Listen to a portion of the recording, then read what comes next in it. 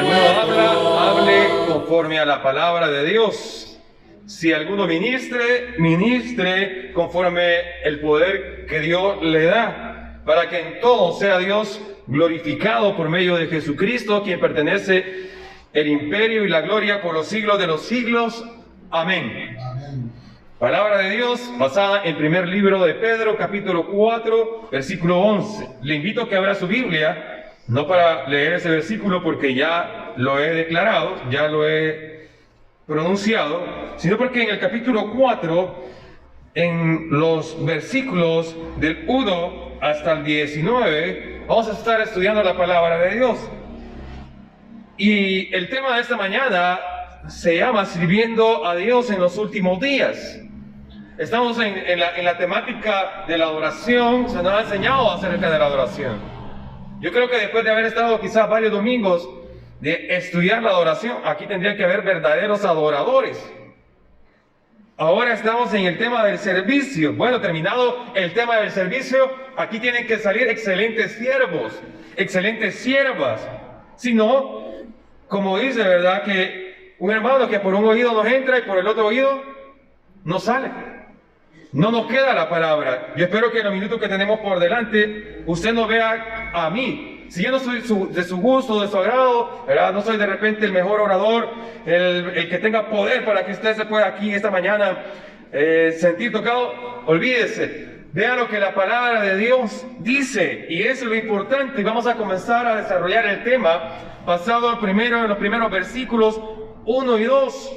Primera carta de Pedro, capítulo 4, versículo 1 y 2. Dice la palabra de Dios así: puesto que Cristo ha padecido por nosotros en la carne, vosotros también armaos del mismo pensamiento, porque quien ha padecido en la carne terminó con el pecado para no vivir en el tiempo que resta en la carne conforme a sus concupiscencias de los hombres, sino conforme a la voluntad de Dios.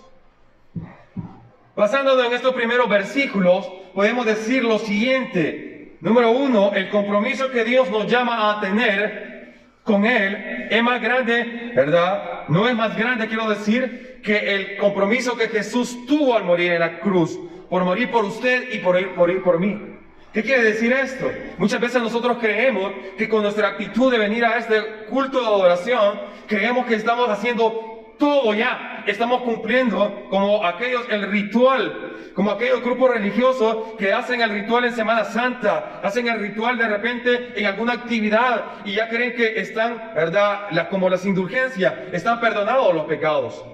Repito, el compromiso que Dios nos llama a tener no es más grande que el compromiso que Jesús tuvo que soportar por nuestra, ¿verdad?, salvación. Esto quiere decir que nosotros tenemos un compromiso grande aquí. A los hermanos no se les ocurrió el tema del servicio solamente por decir el tema así. Jesús, ¿verdad?, nos comunicó la misma idea cuando dijo: tomen su cruz, ¿verdad?, vayan en pos de mí y síganme. ¿Qué significa eso, tomar la cruz? Bueno, tomar la cruz significa dejar a todo aquello que nos estorba y comprometernos para seguir adelante y no mirar atrás. Tomar esa cruz significa eso, el peso que llevamos por nuestras cargas. Cuando el versículo dice ahí, armaos del mismo pensamiento, muchos de nosotros somos derrotados en las batallas espirituales. Somos derrotados en las batallas espirituales contra el pecado, porque nos rehusamos a sacrificar algo en la batalla. Muchas veces nosotros no salimos victoriosos en las tentaciones porque de repente hay un pensamiento ahí, como dice, armados del mismo pensamiento de Jesús, de haber padecido. Pero muchas veces nosotros no queremos padecer, simplemente queremos tener una vida fácil. Jesús nos llama a tener una actitud que esté dispuesta a sacrificar lo que sea en la batalla contra el pecado. O sea, si queremos servir a Dios, si queremos ser buenos servidores, vamos a tener que sacrificar muchas veces cosas que nos estorban. Dice la palabra de Dios: si mi ojo, dice, me es ocasión de caer, exageradamente usa el lenguaje allí en el libro de Mateo llamada hipérbole. Dice que si mi ojo es tentado, ¿verdad?, a caer, dice que me lo saque, dice. Es un poco exagerado. Pero quiere significar, ¿verdad? Y dice allí que si eso es así, dice, saca tu ojo, ¿verdad? Que está ahí, y porque es mejor que pierdas uno de tus miembros a que todo tu cuerpo sea echado al infierno, dice. Y eso es interesante. Después dice que si mi mano también, ¿verdad?, es objeto de caer, dice que me la corte y que la eche ahí, porque es mejor que pierda mi mano a que pierda toda mi vida, dice. Entonces, cuando Pedro dice que tenemos que armarnos del mismo pensamiento de Jesús, es eso. Significa que en medio de la batalla del pecado, nosotros vamos a tener que muchas veces sacrificar algo. Aquello que nos gusta, aquello que a nosotros nos deleita, aquellas cosas que a nosotros nos parecen bonitas, etcétera. Y dice ahí el versículo que hemos leído, en los versículos, que quien ha padecido en la carne terminó con el pecado. Miren, hermanos, cuando una persona ha sufrido en el cristianismo,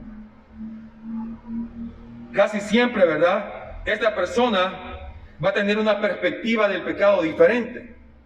Pero quien no ha sufrido, quien no se ha comprometido con la causa, quien no ha llorado, quien no ha trabajado, quien no ha servido, entonces esa persona va a ser más difícil que pueda librar la batalla del pecado. Porque su mente está ocupada simplemente en lo que esta persona está viviendo actualmente. En aquellas personas que han sufrido, aquellas personas que han sufrido vituperios, aquellas personas que han sido encarnecidas, aquellas personas que han sido criticadas, aquellas personas, etcétera, etcétera, etcétera, es más fácil que puedan lidiar con el pecado. Porque el tiempo que resta en la carne, dice la misma palabra, no conforme a la concupiscencia de la carne, sino conforme a la voluntad de Dios. Quien cualquiera que haya sufrido en Cristo Jesús y ha hecho las cosas correctas, entonces significa esto, que va a poder salir victorioso en el pecado. Esa frase terminó con el pecado, representa el estado espiritual de la persona que sale victoriosa. Quien ha padecido en la carne, ¿verdad?, significa que está sufriendo por la causa de Cristo, y es necesario que esta persona comprenda que cuando está involucrado en las cosas de Cristo Jesús, es más fácil librar estas batallas del pecado. Yo les ruego a las personas que están acá, algunas personas que no han renunciado a la carne, es porque, ¿verdad?, no hay una fórmula para poder librarse del pecado. Es decir, yo me voy a comprometer acá a bautizarme, por ejemplo, el otro año, o yo voy a terminar con mi pecado tal fecha. No hay ninguna fórmula de eso. La única forma que puede librarse del pecado es con el poder del Evangelio. La palabra dice que es poder de Dios para salvación, dice Romanos. Entonces es necesario que nosotros comprendamos que padecer en la carne significa romper completamente también con el pecado. Y la palabra dice, no, para no vivir el tiempo que resta. Estamos en los versículos del 1 al 2, siempre de primera carta de Pedro. El versículo, ¿verdad?, 2 dice, para no vivir en el tiempo que resta en la carne. Ahí hay dos perspectivas y dos puntos que podemos nosotros comprender. Primero, no vivir más en el pecado. Significa que cada tentación, cada problema que nosotros nos vayamos a enfrentar, debemos decir, ¿verdad?, debemos responder ante eso, no vivir más en el pecado. Así. Y segundo, debemos de considerar, ¿verdad?, cómo vivir en el tiempo que nos resta. Miren, hermanos, Dios nos ha asignado algunos días extras. Por ejemplo, a este servidor me está asignando algunos días extras. Y si yo tengo esos días, no es para que los desperdicie. Es para que yo pueda vivir en la causa, en el sufrimiento con Cristo Jesús, padecer por Él, pero también para poder honrarle, glorificarle y servirle a Él. Y eso también aplica para los amigos. El tiempo que Dios les está otorgando, que Dios les está permitiendo, es para que ustedes puedan entregar sus vidas. No para que la desperdicien. No es para que ustedes vivan, ¿verdad?, su vida como ustedes quieren. Versículo 3 al 6 de primera carta de Pedro, del capítulo 4. Dice la palabra de Dios así: basta el tiempo que han desperdiciado, haciendo lo que le agrada a los incrédulos, entregándolos al desenfreno. Estoy leyendo otra versión a las pasiones, a las borracheras, a las orgías, a las parrandas, a las idolatrías abominables. A ellos les parece extraño que ustedes ya no corran con ellos en ese mismo desbordamiento de inmoralidad, y por eso los insultan. Pero por ellos tendrán que rendirle cuentas a aquel que está preparado para juzgar a los vivos y a los muertos. Por eso también se les predicó el Evangelio a los muertos, a pesar de que han sido juzgados según sus criterios humanos. En lo que atañe al cuerpo, vivan conforme a Dios, en lo que atañe el espíritu. Pedro está diciendo: basta ya. Basta, ¿verdad?, de esa forma de vivir con el mundo. Basta ya de vivir, ¿verdad?, de esa forma. Ustedes son cristianos, dice. Pedro le está hablando a los cristianos, diciéndole: rompan las cadenas del pecado. Porque si ustedes están entregados al pecado, entonces va a ser difícilmente servir a Jesucristo. No le van a poder servir. Jesús lo dijo, ¿verdad? Mira, la palabra le dice que no van a poder servir a dos señores. No se puede servir a dos señores. Tampoco se puede servir a dos señoras. Tampoco se puede servir a dos, ¿verdad? Ahí cosas que nosotros podamos estar entregados. Es una gran y profunda pérdida de tiempo que los cristianos vivan todavía como el mundo vive. Es un gran desperdicio. Simplemente debemos dejar de ser de doble ánimo y comenzar, hermanos, a vivir como cristianos. Aquí algunos de ustedes ya no necesitan leche. Aquí ustedes necesitan vianda. Algunos de ustedes no son tiernos en la fe, excepto los hermanos tiernos en la fe. Increíble que algunos que son ya, ¿verdad?, adultos en la fe, se les esté hablando todavía como niños. No puede ser. No puede ser que nosotros se nos esté hablando como niños. La palabra de Dios dice: basta ya. Ahí dice el versículo, el versículo 3. Basta el tiempo pasado por haber hecho lo que agrada a los gentiles. Tristemente, muchos cristianos quieren hacer la voluntad de los impíos, y peor aún, se comportan como los impíos. Quieren experimentar más acerca del mundo antes que hacer el compromiso con Dios. Y este es un trágico error, y lleva al camino que nos aleja de la vida eterna. ¿Por qué no le estamos sirviendo a Dios? Porque todavía hay algo en nuestra lucha espiritual que nos está haciendo batallar y no nos permite servirle a Él, porque le estamos sirviendo a otras cosas. Estamos entregados, como decía otra versión, al libertinaje. La palabra libertinaje significa ninguna resistencia moral, ninguna resistencia moral. Y así como estaban viviendo, por eso que Pedro le dice: basta ya. Y le dice ahí, ¿verdad?, que estando en lascivas, concupiscencias, embriagueces, orgías, disipación y abominables idolatrías. Entonces, eso, ¿verdad?, significa una resistencia moral. Involucra la falta esa de resistencia, significa, ¿verdad?, que vive con una excesiva o excesivos apetitos de la carne hasta violar el sentido de la decencia pública. Entonces es necesario que nosotros comprendamos, si nosotros queremos que una iglesia sea que adore, el hermano Jaime está, ¿verdad?, con el sentido que nosotros seamos verdaderos adoradores, que seamos verdaderos servidores. Pero si nosotros no estamos adorando, nosotros no estamos sirviendo a Dios conforme, ¿verdad?, lo que Dios quisiera que fuera, es porque todavía de repente hay una lucha espiritual con la carne. Y nosotros podemos ver la lista, ¿verdad?, de las lascivas concupiscencias. O sea, son desenfrenos, embriagueces, orgías, disipación, etc. Esto lo escribió Pedro hace 2000 años. Y el problema, ¿verdad?, si se escribió hace 2000 años, tendría que haber tenido una solución para la iglesia de Cristo, que se estaba escribiendo en ese momento. Pero el problema es que todavía se siguen muchas veces viviendo como el mundo quiere. Versículo 4. A esto les parece cosa extraña que vosotros no corráis con ellos en el mismo desenfreno de disolución y os ultrajan. Miren, hermanos, cuando el mundo mira nuestra vida piadosa, cuando el mundo mira que nosotros tratamos de ser cristianos, les parece cosa extraña. Los familiares suyos, de los que se han convertido, de los que se han recién convertido, les va a parecer extraño que usted se haya hecho cristiano y que usted ya no practique las cosas que practicaba antes.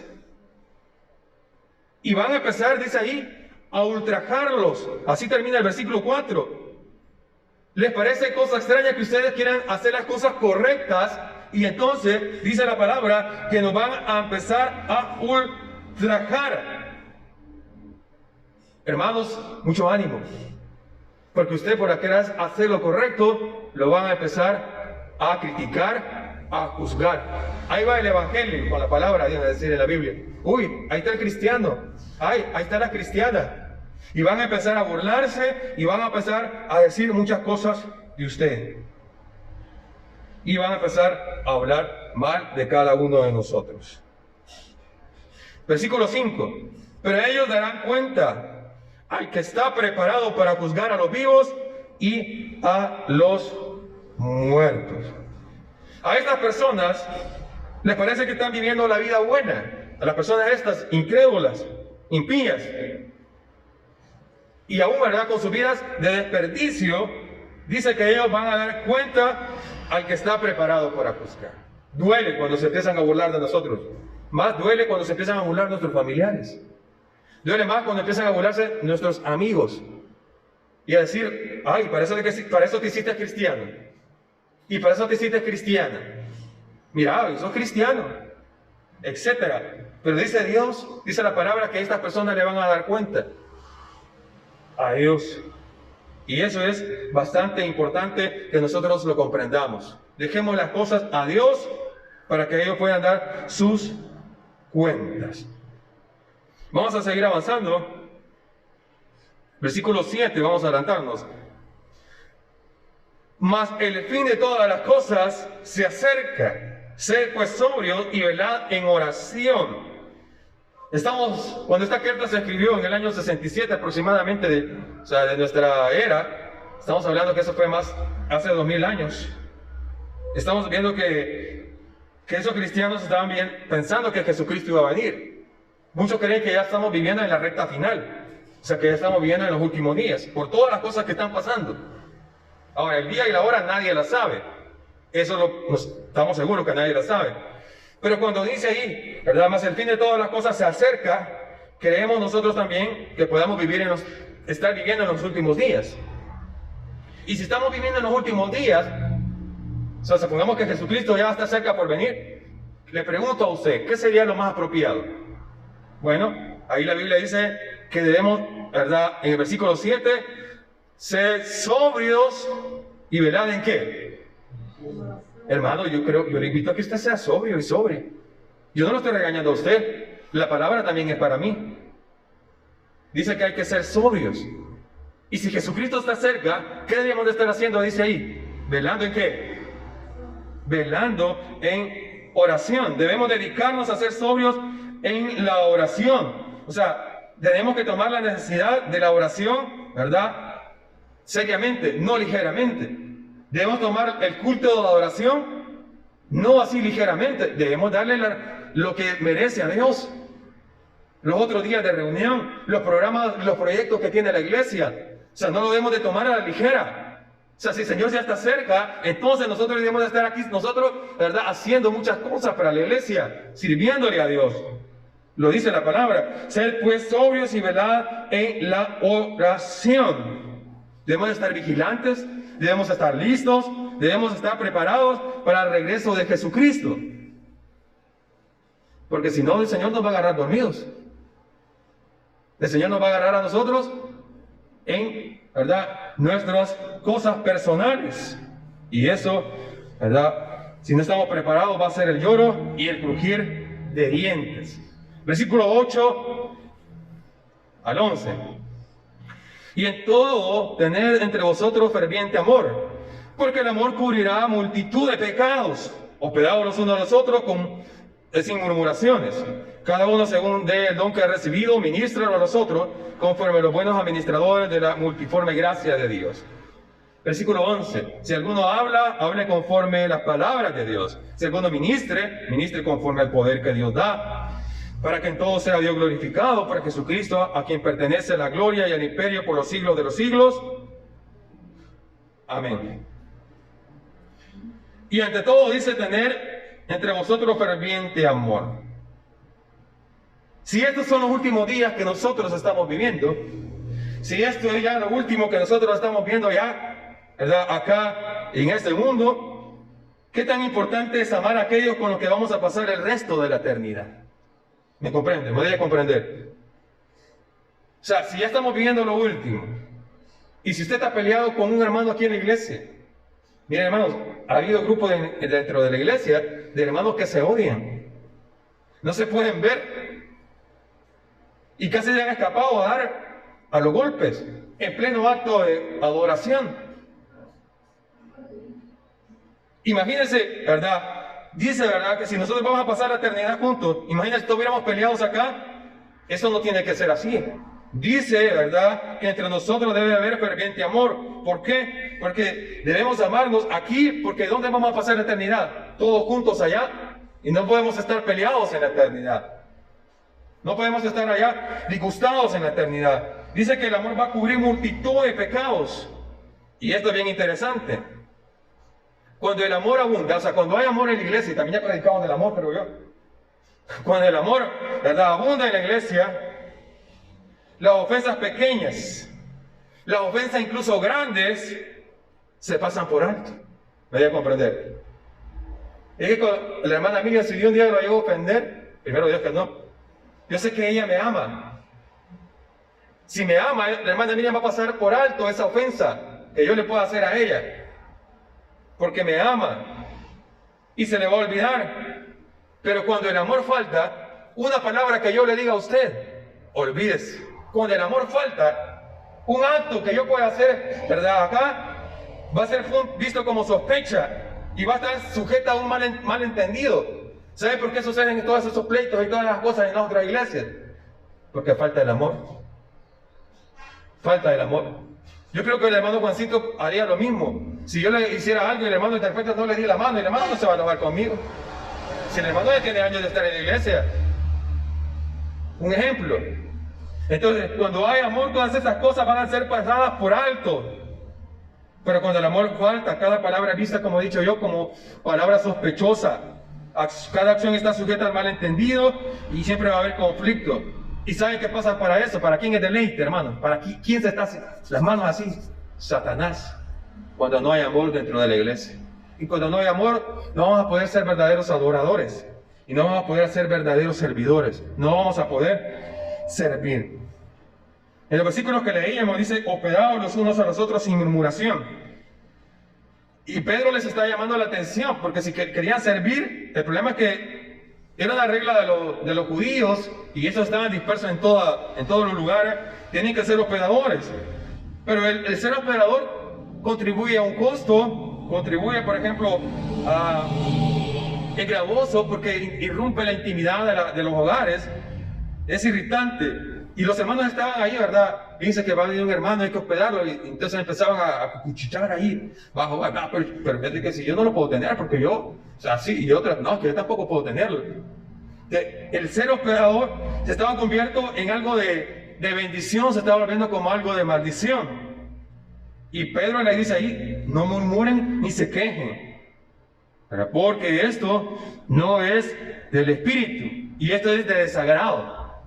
Pero que es bonito que aquí el hermano Jaime lo reciba uno con los brazos abiertos.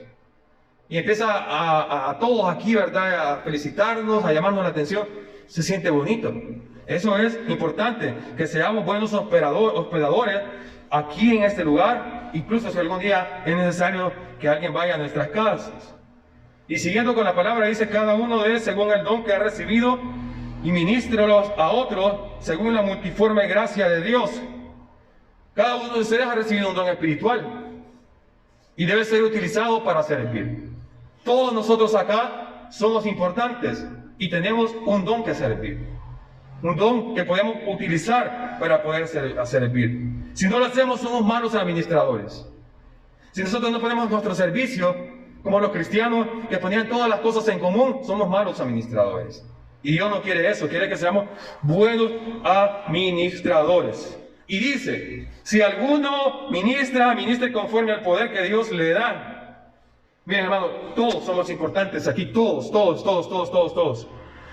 somos importantes. Un hombre estaba reconstruyendo una cortadora de césped.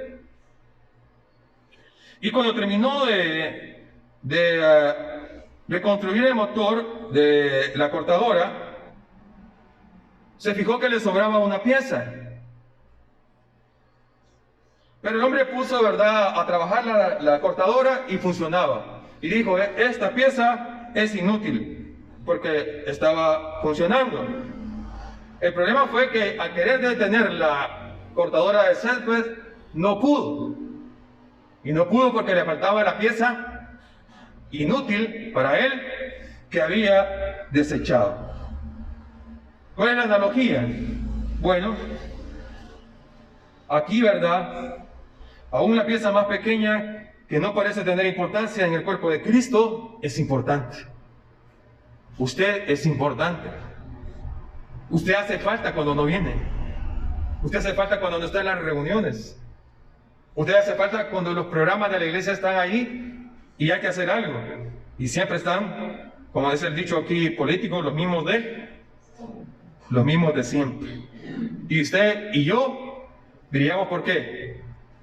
¿Verdad? Así es. Amén y amén por eso. Para ir cerrando, le invito a que siempre ahí sigamos con la lectura.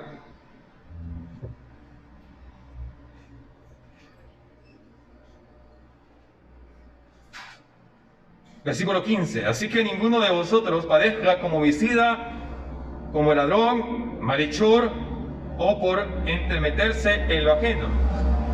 Pero si alguno padece como cristiano,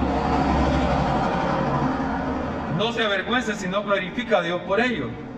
Porque es tiempo de que el juicio de Dios comience por la casa de Dios. Y si primero comienza por nosotros, ¿cuál será el fin de aquellos que no obedecen el Evangelio? 18. Y si el justo con dificultad se salva, ¿en dónde aparecerá el impío y el pecador? El juicio dice que va a comenzar ¿por quiénes? Por nosotros, por usted y por mí. Y esa cosa es bastante interesante, es equitativo. Porque nosotros somos celosos. Muchos, ¿verdad? Tal vez no ustedes, pero donde yo crecí en la iglesia de Cristo, en San Salvador, yo soy de la iglesia de Cristo, celoso, y está bien. Y los demás son una secta, y está bien. A veces nosotros, ¿verdad?, también creemos que somos demasiado justos, que somos demasiado buenos. Y también por esas cosas es necesario que el juicio de Dios comience ¿dónde? Con nosotros. Entonces, es interesante que el juicio va a comenzar no con los impíos, sino con los cristianos. Y aclara, si el justo con dificultad se salva. Esto de verdad, la salvación, ¿verdad?, no viene sin ninguna dificultad. O sea, no se refiere a eso. Debemos entender y debemos pensar que nosotros, ¿verdad?, no vamos a tener una salvación tan fácil. O sea, que nuestro cristianismo no va a ser tan fácil. A eso se refiere. No es que nuestra salvación sea difícil, en el sentido de ganarla o merecerla, porque la salvación es gratis. Sino que nuestra salvación es difícil en el sentido que muchas veces vamos a padecer como cristianos. Y va a ser difícil porque muchas veces nosotros no nos hemos deshecho de nuestros ídolos. Y no nos hemos deshecho, ¿verdad?, de lo que a la carne de nosotros nos gusta. Por eso va a ser difícil. Y por eso va a ser que haya dificultad para que el justo se salve. El fin del discurso es este. De modo que los que padecen según la voluntad de Dios, ¿verdad?, son los que padecen, dice la palabra de Dios, según su voluntad. Es necesario que nosotros encomendemos nuestras almas al fiel Creador y que nos entreguemos cuerpo y alma. Que podamos servirle a Dios con nuestro corazón, con nuestra alma y con nuestra fuerza. Él no quiere gente de doble ánimo, el Señor no quiere gente de doble ánimo. No quiere que nosotros, ¿verdad?, estemos entregados al pecado y que estemos entregados a Dios. Él quiere todo de nosotros. Imagínense ustedes, y con esto concluyo, que usted se haya hecho ganador de una casa, pero que la casa de repente a ustedes le dicen que solo le van a dar la mitad y no va a tener pared para poder, ¿verdad?, ahí. Yo creo que usted no va a querer la casa a medias, usted va a querer la casa completa. Dios lo quiere completo a usted. Lo quiere entregado. Lo quiere que sea un verdadero adorador y un verdadero servidor. Quiero animarlos en el nombre de Jesús a que usted pueda orar conmigo y que pueda rendirse a Dios. Que reconozca, pues que reconozcamos nosotros que de alguna manera le hemos fallado a Dios. No estamos sirviéndole como deberíamos de servirle. Y para los amigos, no es molestarlos, no es aburrirlos, no es cansarlos, no es fastidiarlos. Queremos decirles que Dios les ama, pero que quieren que entreguen su vida a Él. Y dice la palabra que hoy es el día de salvaciones. Hoy, oramos esta mañana.